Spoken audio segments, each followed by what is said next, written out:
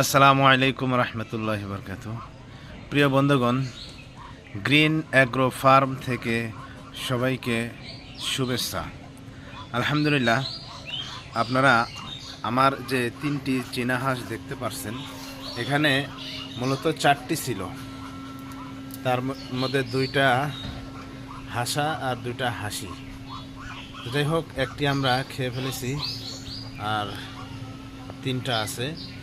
তার মধ্যে এই 2টা হাসি তারা প্রতিদিন 2টি করে ডিম দেয়।